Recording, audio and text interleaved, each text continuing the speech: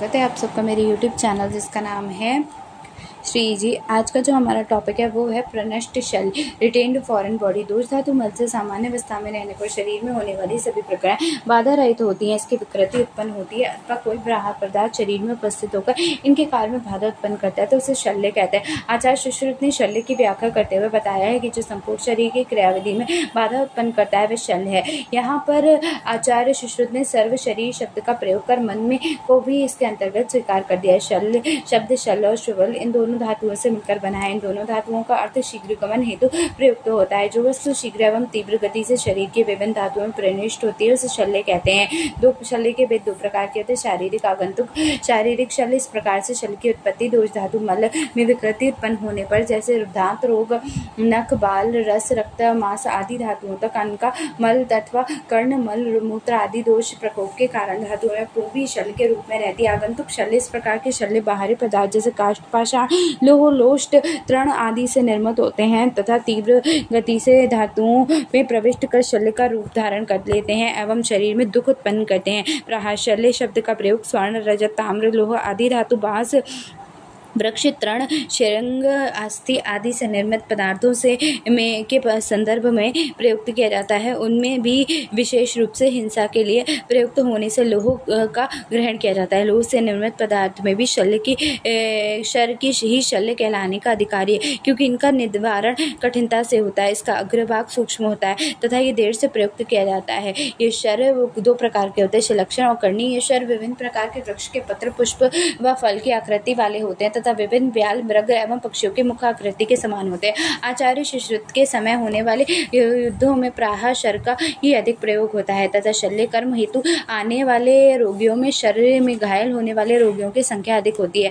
इसी कारण शल्य का प्रयोग शल्य के संदर्भ में किया जाता है। आधुनिक युग में युद्ध हेतु प्रयुक्त आयुध व्यापन में बहुत ही अधिक परिवर्तन आ गया, जैसे बंदूक की गोली, विस्फोटक पदार्थ, रासायनिक पदार्थ आदि।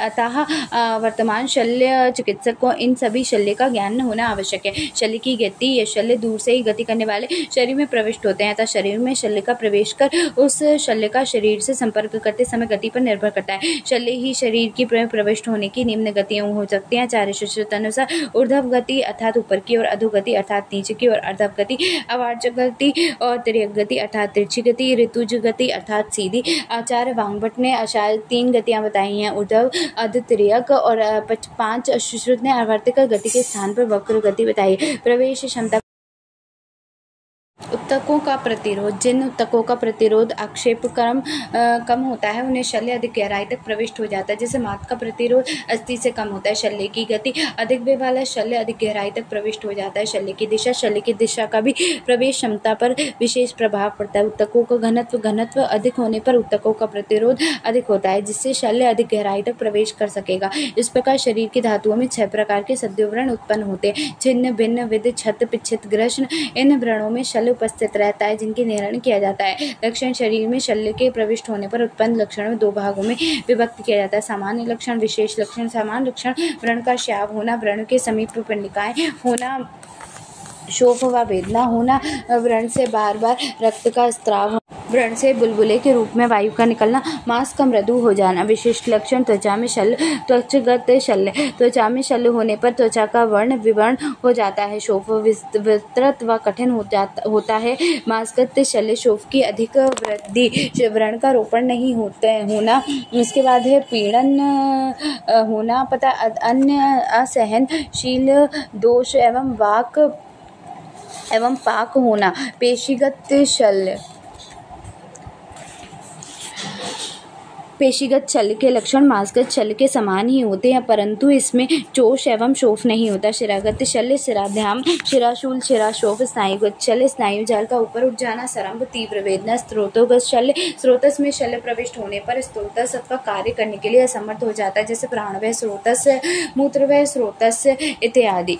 धमनीगत शल्य, वायु द्वारा फेनयुक्त रक्त का शब्द के साथ स्त्राव, अंग, मर्द, पिपास, हृदयास। उपरोक्त सभी लक्षण एक्सटर्नल हेमरेज में दिखाई देते हैं। अस्थिगत अस्थिगत शल्य, अस्थिगत में शल्य होने पर विभिन्न प्रकार के वेदनाएं एवं शोक उत्पन्न होते हैं। अस्थि विवर्ण शल्य, अस्थि विवर्ण में शल्य होने पर अस्थि में पूर्णता, तोद, तीव्र संघर्ष उत्पन्न होता है। संधिगत शल्य, अस्थि संलय शल्य में अस्थिगत शल्य में समान लक्षण, संधि की चेष्टा का नाश। कोष्ठगत शल्य, आटोप, अनाहा, व्रण में मल मूत्र व आहार का दिखाई देना, व्रण में आहार, पक्वाशय व्रण में मल तथा मूत्राशय व्रण में मूत्र का स्त्राव दिखाई देना। मर्मगत शल्य, यदि शल्य सूक्ष्म हो तो उपरोक्त लक्षण स्पष्ट होते हैं। निदान, शरीर में प्रविष्ट शल्य की जानकारी निम्न उपाय द्वारा दी जा सकती है। इतिव्रत सारी स्थानिक परीक्षा, विशिष्ट उपाय। इतिव्रत, रोगी से पूछना चाहिए कि उसे किस प्रकार के शस्त्र से आघात हुआ है। यदि रोगी को किसी सवारी पर चढ़ने पीड़ा का अनुभव होता है, जैसे हाथी के ऊपर, घोड़े की पीठ पर सवारी करना इत्यादि। यदि पहाड़ व वृक्ष के ऊपर चढ़ने में, धनुष तानने में, तेज गति से चलने में, बाहु द्वारा युद्ध करने में, दीवार आदि से छलांग लगाकर लांघने में,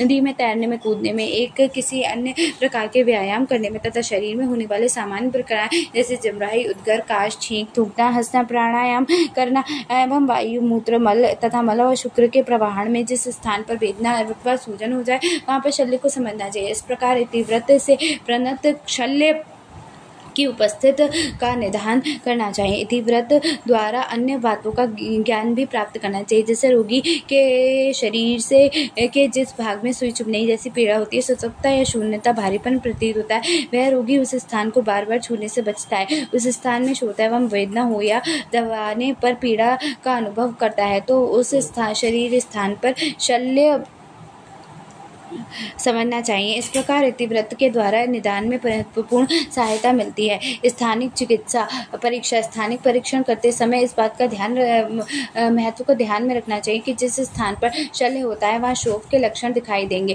जिनके अधिक आधार पर शल्य की उपस्थिति पर निदान करना चाहिए। विशिष्ट उपाय, शल्य की स्थिति को जानने के लिए आचार्य सुश्रुत ने विशिष्ट उपायों का वर्णन किया है। आजकल लोह एवं धातुओं से बने शल्य का निदान करने के लिए प्रायः एक्सरे का प्रयोग किया जाता है, परंतु एक्सरे की सुविधा केवल और केवल संसूचित अस्पतालों में अथवा बड़े मार्ग नगरों में ही उपलब्ध है। अतः ऐसे चिकित्सक जिनके चिकित्सालय में ये सुविधा उपलब्ध नहीं है, वह निम्न प्रकार के पुनश्च शल्य का निदान करना पड़ जाता है। जैसे कि त्वचा में जहाँ शल्य होने ही आशंका हो वहां पर तेल से स्निग्ध कर स्वेदन करना चाहिए तथा वहां पर मिट्टी, उड़द, जौ, गेहूं, गोबर इनको मिलाकर पीसकर मर्दन करना चाहिए। करने पर त्वचा से जिस स्थान पर शोथ, लालिमा अथवा वेदना उत्पन्न प्रतीत हो वहां पर शल्य को उपस्थित समझने चाहिए। त्वचा पर जहाँ हुआ घृत अथवा मिट्टी या चंदन को घिसकर लेप कर देना चाहिए। जिस स्थान पर ऊष्मा द्वारा घी शीघ्र पिघलने लगे,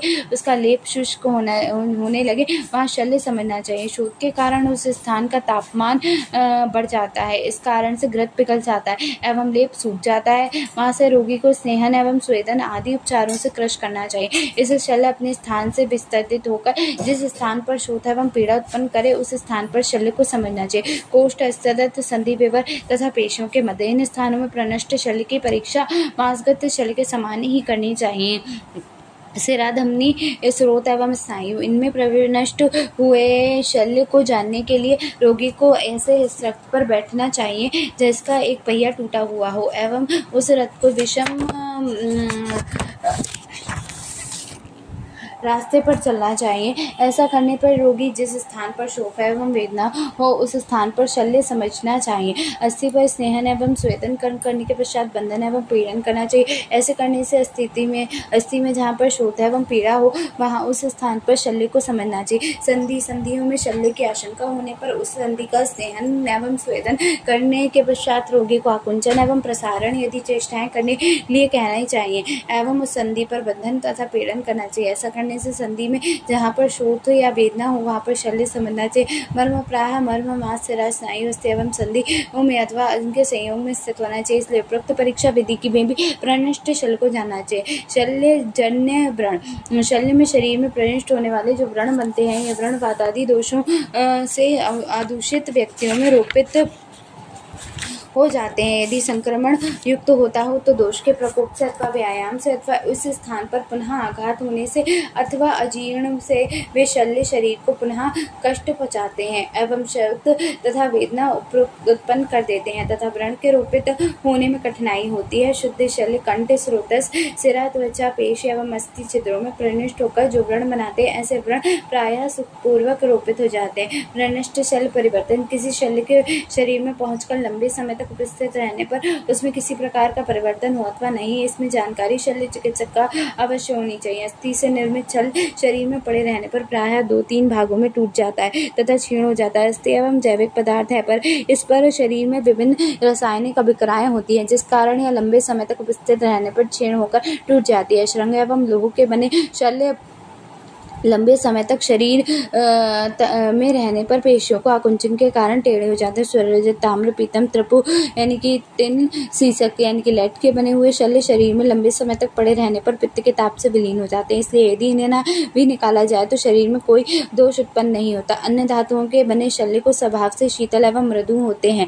वे सभी शरीर में रासायनिक क्रियाओं में विलीन हो जाते हैं एवं धातुओं में साथ मिलाकर एक रूप हो जाते हैं। वृक्षजन, बेड़ूजन तथा तृणजन अर्थात शल्य यदि ना निकल जाए तो रक्त एवं मांस में पाक उत्पन्न करते हैं, अतः इन्हें यथाशीघ्र निकाल देने चाहिए। ये शल्य उपरोक्त धातुओं से बने शल्यों की भलीभांति विलीन हो जाते हैं। नेक्स्ट वन इज सींग, दांत, केश, अस्थि, बांस, दारू, पत्थर एवं मिट्टी से बने शल्य शरीर में जिस रूप में प्रविष्ट होते हैं उसी रूप में ही बने रहते हैं एवं उनमें किसी प्रकार का परिवर्तन नहीं होता। निर्धारण के आधार पर शल्य के प्रकार। सरल निर्धारण के आधार पर शरीर में उपस्थित विभिन्न शल्यों में 2 भागों में विभक्ति किए जाते हैं, अवलंबद्ध शल्य और अनवबंध शल्य। निर्धारण के आधार पर शल्य के 2 प्रकार बता गए। अवबंध शल्य जैसे शल्य जो अस्थि इत्यादि धातुओं से अवस्थित फंसे होने के कारण एक स्थान में स्थिर हो, और अनबंध शल्य ऐसे शल्य जो धातुओं के अवस्थित न हो और गतिमान हो।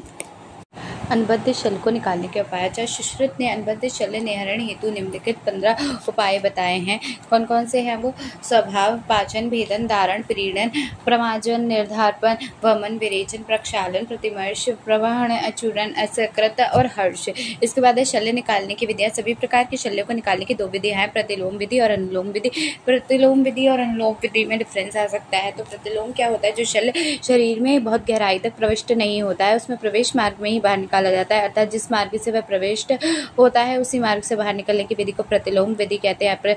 अनुलोम विधि जो शल्य शरीर में बहुत गहराई तक प्रविष्ट हो जाता है तक अंग के दूसरी ओर अर्थात प्रवाचक का प्रवेश प्रदेश के भेदन कर वहां से बाहर निकलता है तो अनुलोमन विधि कहते हैं। अर्थात शल्य जिस मार्ग से प्रवेश करता है उसी दिशा में अंग के दूसरी ओर शल्य को निकालने के लिए विधि को अनुलोमन विधि कहते हैं। व्रण में दिखाई देने वाले शल्यों को यथाक्रम हाथ से पकड़कर बाहर निकालना चाहिए। यदि हाथ से पकड़ना संभव ना हो तो यंत्र के द्वारा पकड़कर बाहर निकालना चाहिए। जो शल्य व्रण के में बाहर से दिखाई देते हैं और संयुमुख अर्थात यंत्रों के द्वारा बाहर निकलना चाहिए तथा जो दृढ़ मूल हो उन्हें कर्णमुख आदि यंत्रों की सहायता से पकड़कर बाहर निकालना चाहिए। स्थान अनुसार शल्य निकालने की विधि। त्वचा, सिराई, स्नायु, मांस, अस्थि।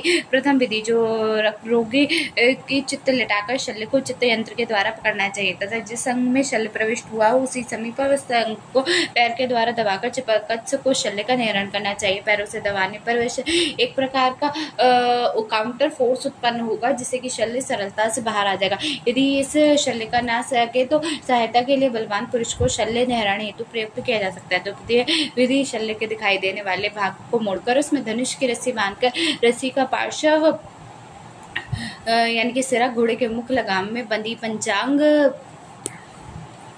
घोड़े के पंचांगी बंधन में बांध देनी चाहिए। तब रोगी को बलवान पुरुष द्वारा पकड़कर घोड़े का चाबुक से उस प्रकार मारना चाहिए कि वह घोड़ा अपने सिर को ऊंचा उठाए और इस प्रकार अचानक सिर के ऊंचे उठाने से शल्य पकड़ के बंधी हुई रस्सी खींच जाती है और शल्य बाहर निकल आता है। नेक्स्ट वन इज तृतीय विधि। यदि धनुष एवं घोड़ा उपलब्ध ना हो तो ऐसी स्थिति में शल्य के पिछले भाग को बंधी हुई रस्सी को पेड़ की शाखा में झुकाकर उसे बांध देना चाहिए और रोगी को बलवान पुरुषों द्वारा पकड़कर शाखा को अचानक छोड़ने से जब वह ऊपरी जला जाती है तो शल्य उसे झटके से बाहर निकल जाता है। चतुर्थ विधि, शल्य के शल्यकर्म हेतु निषिद्ध स्थान पर फंसे होने पर पत्थर अथवा मुदक के शल्य पर चोट मारकर उसे हिलाना चाहिए। इसके पश्चात यंत्र को पकड़कर जिस मार्ग से प्रविष्ट होता हो उसे मार्ग में बाहर निकालना चाहिए। स्पष्ट यह है कि सभी वस्तुएं घोड़ा, धनुषी, डोरी, वृक्ष की शक्कर, शाखा, पत्थर इत्यादि युद्ध क्षेत्र में सुगमता से उपलब्ध रहती थी, जिनके तुरंत ही प्रयोग में लाया जा सकता था। इस प्रकार आचार्य सुश्रुत ने विश्व में सर्वप्रथम अत्यधिक चिकित्सा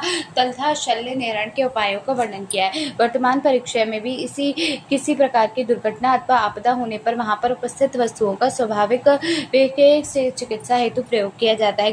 गले में लाक्षा आदि वस्तुओं के फंस जाने पर कोक्लिया नलिका गले में वहां तक प्रवेश करवानी चाहिए जहां तक कि लाक्षा हो। तत्पश्चात एक शलाका को अग्नि में तप्त करके नलिका के अंदर से ले जाते हुए लाक्षा में प्रविष्ट करा देना चाहिए। लाक्षा के स्पर्श कटे वह पिघलने लगेगी तभी नीलिका में शीतल जल से सिंचन करना चाहिए। लाक्षा के ठंडे होने पर कारण वह शलाका से चिपक जाएगी, तब नलिका सहित शलाका को बाहर निकल देना चाहिए। इस प्रकार शलाका में स्थिर हुई लाक्षा भी बाहर आ जाती है। यदि गले में स्थित शल्य, लाक्षा आदि ना हो तो ऐसी स्थिति में शलाका पर मोम अथवा लाक्षा लगाकर अग्नि से तप्त करना चाहिए। इस गर्म की हुई शलाका को द्वारा पूर्व की भांति गले में जिस स्थान पर शल्य है वहां पर प्रविष्ट करवा देना चाहिए। लाक्षा अथवा मोम को शल्य में लगा कर जल में सिंचन करना चाहिए, जिससे वह शल्य मोम में चिपक जाएगा। जब शलाका एवं नलिका को गले से बाहर निकाल लेना चाहिए। इस प्रकार शल्य भी बाहर आ जाता है। अस्थि का टुकड़ा या अन्य कोई भी गले में अटक जाए तो तिरछी अटक जाए तो उसे निकालने के लिए बालों के गुच्छे को एक तरफ करके मजबूत धागे से बांधकर रोगी को द्रव भोजन के साथ निकाल देना चाहिए। फिर उदर के पूर्ण रूप से भर जाने पर वमन करा देना चाहिए। वमन के साथ शल्य का कोई भाग कशेरुका में फंसा जानकर उस धागे को अचानक जोर से बाहर खींचना चाहिए। ऐसे करने से शल्य बाहर आ जाता है। अथवा दातून की नर्म कुर्ची की सहायता से शल्य बाहर निकाल लेना चाहिए। अगर शल्य को फंसाकर बाहर निकाल लेना चाहिए। अगर शल्य बाहर न निकले तो उसे भीतरी आमाशय की ओर धकेल देना चाहिए, जिससे वह शल्य मल मार्ग से मल के रूप में बाहर निकल जाएगा। इस प्रक्रिया से यदि कंठ में क्षत हो जाए तो त्रिफला चूर्ण को मधुघृत में मिलाकर अथवा मधु एवं शर्करा मिलाने पर चटानी को कुष्ठरोधक पर परिष्कृत रूप नामक आधुनिक उपकरणों में देखा जा सकता है। Probang is a rod like instrument formed with a flexible material is used for the removing of the foreign body from the esophagus of the larynx. Grass शल्य कंठ में फंस जाने पर निसंकोच होकर अचानक रोगी को कंधे पर मुष्टि से प्रहार करना चाहिए अथवा उसे स्नेह मध्य पर जल पीने को देना चाहिए। मुख, गुहा एवं नासा इनमें फंसे हुए सूक्ष्म शल्य प्रायः दिखाई नहीं देते हैं, अतः इन्हें उचित यंत्र द्वारा पकड़कर बाहर निकालना चाहिए। यदि आहार संभव ना हो तो इन्हें आगे की ओर धकेल देना चाहिए। नेत्र में गिरे हुए शल्यों को बहुत सावधानी पूर्वक रेशम अथवा बालों के गुच्छे से निकालकर चाहिए अथवा जल द्वारा प्रक्षालन करना चाहिए। कर्म, कीट आदि के चले जाने पर तोद, गौरव, कीड़े पर हलचल, फड़फड़ाहट के कारण अत्यधिक वेदना होती है। ऐसी स्थिति में सैंधव जल मधुशुक्त अथवा सुकोष्ण करके मदिरा से कर्ण पूर्ण करना चाहिए। इसके कीट निकल जाता है। कीट के निकल जाने पर द्रव को निकाल देना चाहिए। यदि कीट खान में ही मर गया हो तो पाक पर शोध करें। ऐसी अवस्था में कर्ण स्त्राव तथा कर्ण प्रतिवाह की चिकित्सा करें। यदि कान में जल भर जाए तो जल पर तेल को एकत्र कर हाथ में मथकर कर्ण पूर्ण करना चाहिए अथवा जिस कान में जल भर गया हो उसे जमीन पर और कान करके हाथ से थपथकाएं अथवा नाड़ी यंत्र से अचूषण करना चाहिए। हृदय में समेत जिस शल्य में निकलते समय रोगी को शीतल जल से सांत्वना देकर शल्य को प्रवेश मार्ग से बाहर निकाल देना चाहिए। जल में डूबे हुए व्यक्ति की चिकित्सा नदी, तालाब, कुएं में गिरने पे पेट में बने पानी पर हुए पैरों को पकड़कर लटकाकर सिर नीचा करके अधोमार्ग लेटाएं तथा पेट पर दबाव बनाएं। इसे इधर उधर जोर से हिलाएं अथवा भवन करवाएं। एक गड्ढा खोदकर उसमें भस्म भरकर रोगी को गर्दन तथा दबाकर रखें। डूबे हुए व्यक्ति को कृत्रिम विधियों से श्वसन करना प्राण रक्षा होता है। आचार्य सुश्रुत द्वारा अधोमुख पद्धति आधुनिक HL नेल्सन के समान है। In the Nelson's method, the patient is laid in the stomach pressure and the pressure is given by the fingers on the shoulder and discontinued the pressure. By doing this activity 12 times in a minute, the normal breath of the patient starts again. उपद्रव क्या है? यदि शल्य को बाहर ना निकाला जाए तो वह शरीर में शोथ, पाक, विकलांगता, तीव्र वेदना तथा मृत्यु भी उत्पन्न कर सकता है। अतः शल्य को यत्नपूर्वक बाहर निकाला जा सकता है। निशल्य शल्य हरण के उपरांत यह निश्चित करना चाहिए कि शल्य पूरी तरह बाहर निकल जाते, क्योंकि कभी कभी शल्य का कोई भाग टूटकर अंदर ही रह जाता है। निम्न लक्षणों के दिखाई देने पर यह समझना चाहिए कि शल्य का आहरण भरी प्रकार हो गया। अल्प वेदना होती है, शोथ नहीं होता, उस स्थान की चेष्टा में बाधा नहीं होती, किसी प्रकार का उपद्रव नहीं होता, रोगी प्रवस्थित रहता है, व्रण स्थान कठिन और उठा हुआ नहीं होता है, ऐष्णी द्वारा देखने पर उससे शल्य का कोई भाग प्रतीत नहीं होता, प्रसारण तथा आकुंचन आदि चेष्टाओं को करने पर रोगी को किसी प्रकार का कष्ट नहीं होता। निशल व्रण की चिकित्सा शल्य को निकालकर व्रण का रक्त स्तंभन कर अग्नि अथवा घृत से स्वेदन करना चाहिए। तत्पश्चात व्रण पर घृत एवं मधु का लेप कर व्रण बंधन करना चाहिए तथा रोगी को उचित आहार विहार का निर्देश करना चाहिए। आचार्य वाग्भट के अनुसार स्वयं के दोष एवं मल से निर्मित यह शरीर की सबसे बड़ी शल्य है। इसमें तीर आदि चुभने वाली शल्य का विशेष रूप से विस्तार किया जाता है। What is modern correlation? The modern correlation of this is retained foreign body. In this case a retained foreign body is an object, typically a surgical instrument, gauze or a sponge that have been left inside a patient during the surgery. Risk factors of retained foreign body: excessive loss of blood, lack of the complete count of sponges and instrument, fatigue of the surgical team from the lateness of the procedure, urgency of the procedure, urgency of the surgery, unexpected intra-operative complication, involvement of the multiple surgical teams, the performance for more than one major procedure at a time, symptoms of retained foreign body: infection, sepsis, bowel perforation, obstruction, internal bleeding, abscess. It is possible to have a retained foreign body and remain asymptomatic. Preventions of counting during an operation: the counting of the instrument, gauzes and sponges is the duty of the surgeon assistant. Sponges should be counted once at the beginning and twice at the end of the surgical procedure. Instrument should be counted for open cavity procedure once at the beginning and once at the surgical procedure. If the sponge or the instrument is unaccounted from a final count, a radiological examination and manual exploration should be performed. Foreign body aspiration: vegetable matter in 70 to 80% cases, peanuts and other nuts, carrot pieces, beans, sunflower, watermelon seeds, metallic objects, plastic objects.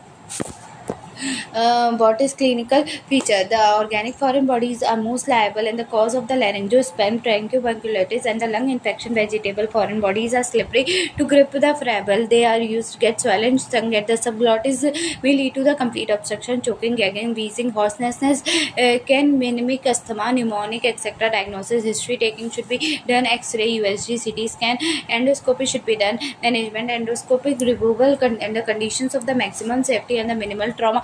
A foreign body can be taken out of in the pieces. When a foreign body get embedded in mucosa, wait for 48 to 72 hours. Let eczematous subside. Repeat the bronchoscopy.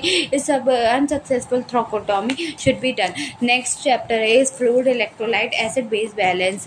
तो and nutrition, ठीक है, ये हम अगले video में करेंगे। तो अभी मेरा प्यारा प्यारा राधे राधे।